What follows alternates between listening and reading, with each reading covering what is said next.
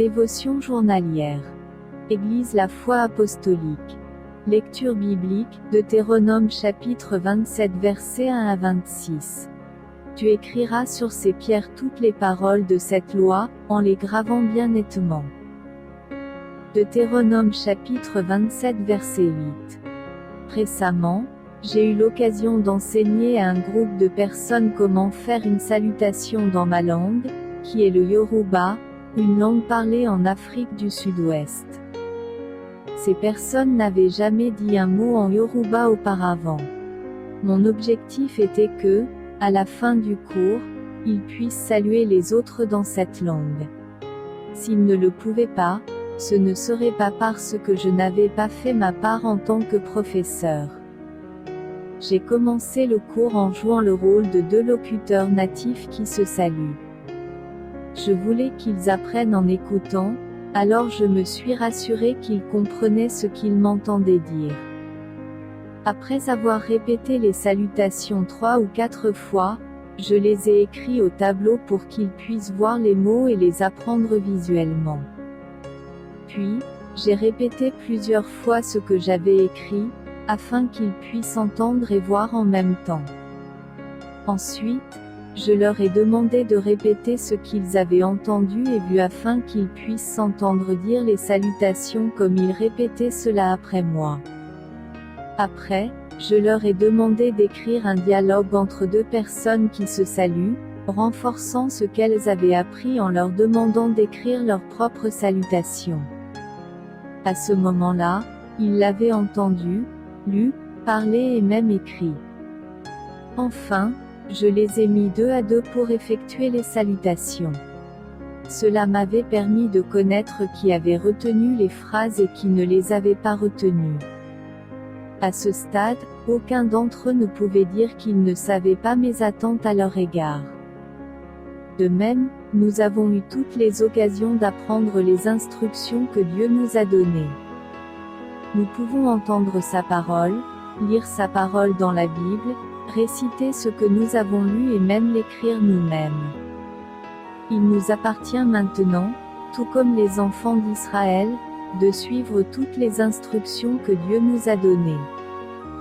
Tout comme les joies de suivre les instructions de Dieu sont réelles, les conséquences de ne pas les suivre, sont aussi réelles.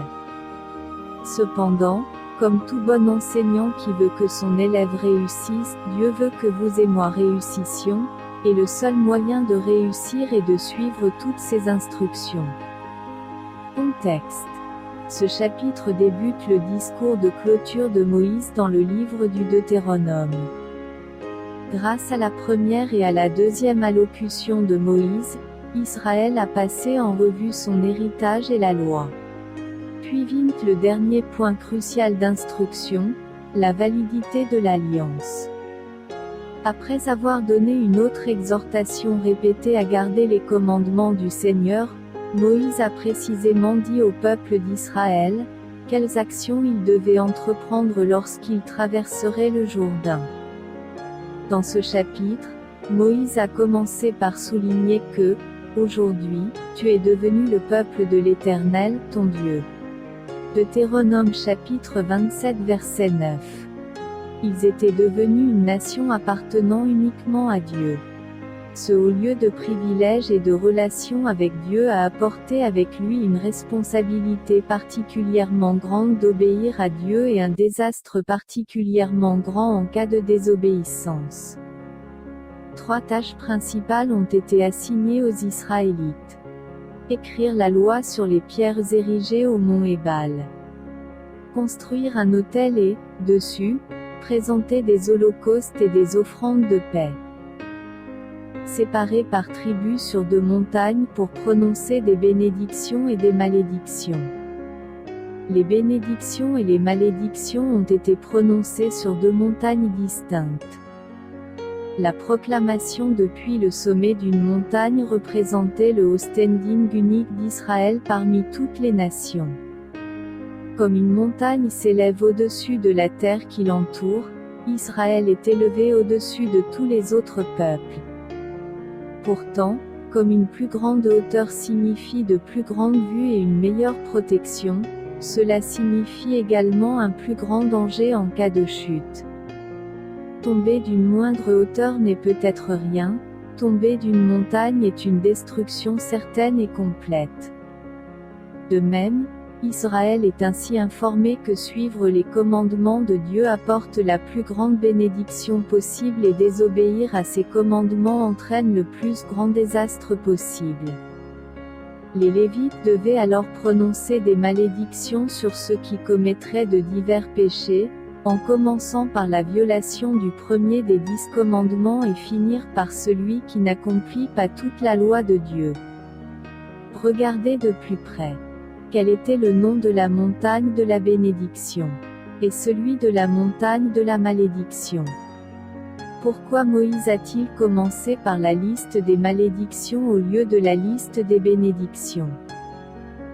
Quelles sont les différentes manières de nos jours que Dieu a prévues dans l'Église pour apprendre sa parole? Comment profiter pleinement de ces dispositions? Conclusion. Dieu nous donne toutes les occasions d'apprendre sa parole afin que nous puissions voir son plan pour nos vies s'accomplir. Ses promesses sont certaines, mais après que nous sommes nés de nouveau, nous avons le devoir de tenir ses promesses dans nos vies. Il donne la grâce de progresser. Avez-vous passé en revue les promesses de Dieu à votre égard? Comment pouvez-vous être un apprenant plus actif de la parole de Dieu? Bonne journée à vous. Deutéronome 27. Moïse et les anciens d'Israël donnèrent cet ordre au peuple: observez tous les commandements que je vous prescris aujourd'hui. Lorsque vous aurez passé le Jourdain, pour entrer dans le pays que l'Éternel, ton Dieu, te donne, tu dresseras de grandes pierres, et tu les enduiras de chaux.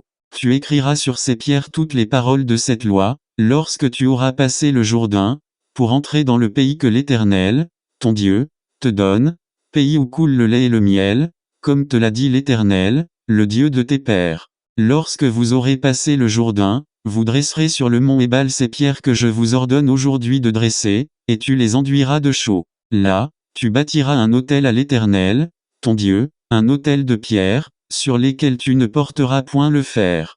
Tu bâtiras en pierre brute l'autel de l'Éternel, ton Dieu. Tu offriras sur cet autel des holocaustes à l'Éternel, ton Dieu. Tu offriras des sacrifices d'action de grâce, et tu mangeras là et te réjouiras devant l'Éternel, ton Dieu. Tu écriras sur ces pierres toutes les paroles de cette loi, en les gravant bien nettement. Moïse et les sacrificateurs, les Lévites, parlèrent à tout Israël, et dirent: Israël, sois attentif et écoute. Aujourd'hui, tu es devenu le peuple de l'Éternel, ton Dieu. Tu obéiras à la voix de l'Éternel, ton Dieu, et tu mettras en pratique ses commandements et ses lois que je le prescris aujourd'hui. Le même jour, Moïse donna cet ordre au peuple.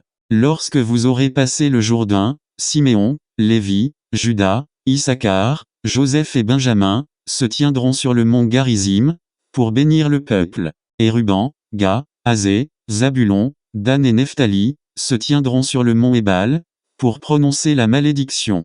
Et les Lévites prendront la parole, et diront d'une voix haute à tout Israël: Maudit soit l'homme qui fait une image taillée ou une image en fonte, abomination de l'Éternel, œuvre des mains d'un artisan, et qui la place dans un lieu secret. Et tout le peuple répondra, et dira: Amen. Maudit soit celui qui méprise son père et sa mère, et tout le peuple dira: Amen. Maudit soit celui qui déplace les bornes de son prochain, et tout le peuple dira: Amen. Maudit soit celui qui fait égarer un aveugle dans le chemin, et tout le peuple dira: Amen. Maudit soit celui qui porte atteinte aux droits de l'étranger, de l'orphelin et de la veuve, et tout le peuple dira: Amen. Maudit soit celui qui couche avec la femme de son père, car il soulève la couverture de son père, et tout le peuple dira: Amen. Maudit soit celui qui couche avec une bête quelconque, et tout le peuple dira: Amen. Maudit soit celui qui couche avec sa sœur, fille de son père ou fille de sa mère, et tout le peuple dira: Amen. Maudit soit celui qui couche avec sa belle-mère, et tout le peuple dira: Amen. Maudit soit celui qui frappe son prochain en secret, et tout le peuple dira: Amen. Maudit soit celui qui reçoit un présent pour répandre le sang de l'innocent, et tout le peuple dira: Amen. Maudit soit celui qui n'accomplit point les paroles de cette loi, et qui ne les met point en pratique, et tout le peuple dira: Amen.